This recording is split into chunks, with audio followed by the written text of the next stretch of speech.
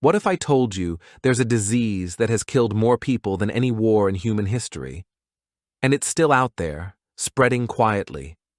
Imagine a disease so powerful, it once killed 1 out of every 7 people on Earth. A silent killer that didn't care if you were rich or poor, young or old. It didn't explode like a war. It didn't strike like a heart attack. It slowly took everything, your energy, your breath, and then your life. This wasn't some medieval mystery.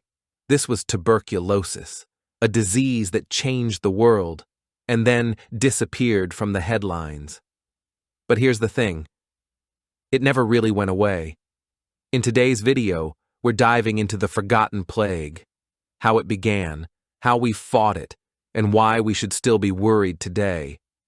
Tuberculosis, or TB, wasn't just a sickness. It was a slow, silent death sentence. Back in the day, people didn't even know what caused it. They just saw what it did.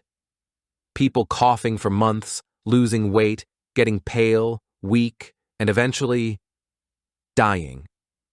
It was called consumption because it looked like the disease was consuming your body from the inside out. You'd start with a little fatigue, then the coughing wouldn't stop, then came the blood, and finally, the breath would fade. The scariest part? Nobody was safe. TB didn't care if you were rich, poor, clean, dirty, young, or old. It infected kings and factory workers, writers and housewives. It wasn't just a disease, it became a part of life, a quiet shadow that followed people everywhere. Back then, 1 in every 7 deaths was caused by tuberculosis. Think about that. You'd lose friends, neighbors, even family, and no one knew how to stop it. It wasn't fast like the flu. It dragged on, sometimes for years, and worst of all, people didn't even know it was contagious. Life during the tuberculosis epidemic wasn't really life. It was waiting, watching, hoping someone you loved wouldn't start coughing. Entire families lived in fear, not of a war, not of a natural disaster, but of a cough behind a closed door. Once TB entered your home, it felt like a countdown had begun. There was no cure, no clear treatment, and no one wanted to be near you, not out of cruelty, but out of pure fear. People were isolated. Some were sent away to the mountains. Doctors believed fresh air, sunlight, and rest could slow the disease down. And so sanatoriums were born. These were quiet, cold places, part hospital, part prison. Patients stayed there for months, sometimes years. No phones, no visitors, just beds lined up, faces turned to the window, and the sound of wind and coughing. It wasn't a cure, but it was the best they had. Some patients got better. Most didn't. Tuberculosis didn't just affect health. It shaped how people lived. It separated families. It changed cities. It even influenced art and literature, because so many creators, writers, and poets died before they could finish their work.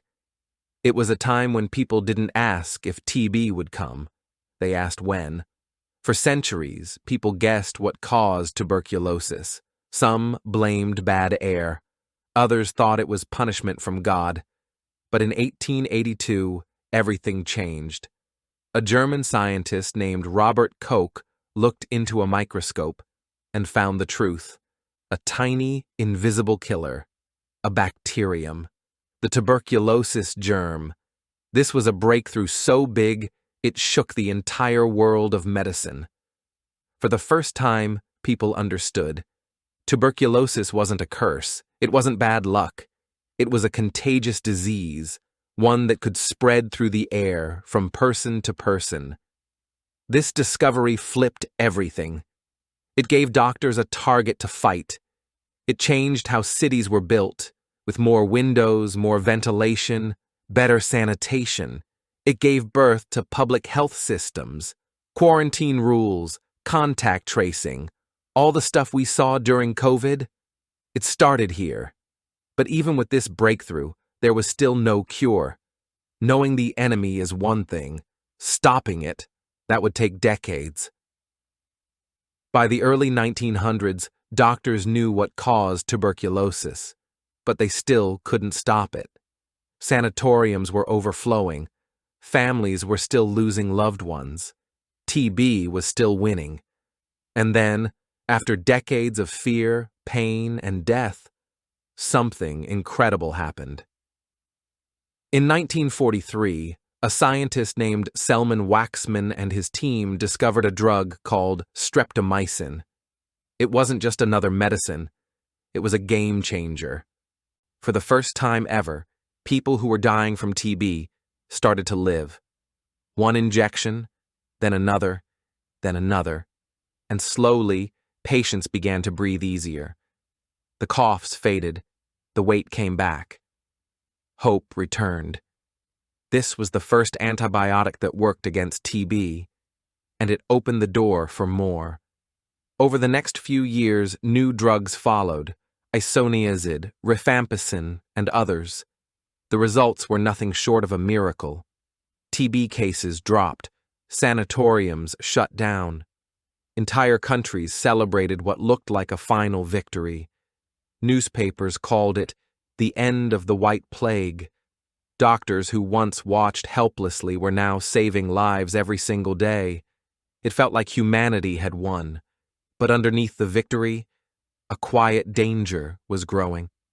A danger no one saw coming. One that would bring tuberculosis back in a whole new form. Just when the world thought tuberculosis was finished, it found a new way to survive. A deadlier, smarter version. One that didn't play by the old rules, drug-resistant TB. You see, the antibiotics worked, but only if people finished the full treatment. And that treatment wasn't short. It could take 6 months, sometimes more. But many patients didn't finish. They felt better and stopped early. Or they didn't have access to medicine every day. And TB adapted. It evolved. The bacteria learned how to survive the drugs and started to grow stronger. First came MDR-TB, multi-drug-resistant tuberculosis. Then came XDR-TB, extensively drug-resistant TB. These strains are almost impossible to treat, more expensive, more toxic, and way more deadly. And today, they're not rare. Millions of people still get TB every year. About 1.3 million people die from it annually, mostly in low-income countries. That's more than HIV, more than malaria, but hardly anyone talks about it. The world forgot. TB became a poor country problem, and funding started to disappear. But here's the truth. As long as TB exists anywhere, it can spread everywhere. And drug-resistant TB is already showing up in places it never was before. This isn't just a health issue, it's a global warning. Because if we don't act now, we could be right back where we started. Tuberculosis isn't just a story from history books. It's not something we left behind. It's still here, still spreading, still killing. And yet, most people think it's gone. That's what makes it so dangerous. Because when the world forgets, the disease has time to grow stronger. TB shaped everything around us. The way hospitals work, how cities are built, how we treat the sick. It gave birth to public health as we know it. And it taught us one huge lesson. Diseases don't disappear just because we stop talking about them. Sound familiar? We saw the same pattern during COVID. Confusion, panic, misinformation, and then a vaccine, some hope, and silence. But TB? It's been playing this game for centuries. The world beat it once, almost, and now we're being tested again. If we pay attention, if we invest in research, in access, in education, we can win. But if we keep ignoring it, this forgotten plague won't just be a history lesson.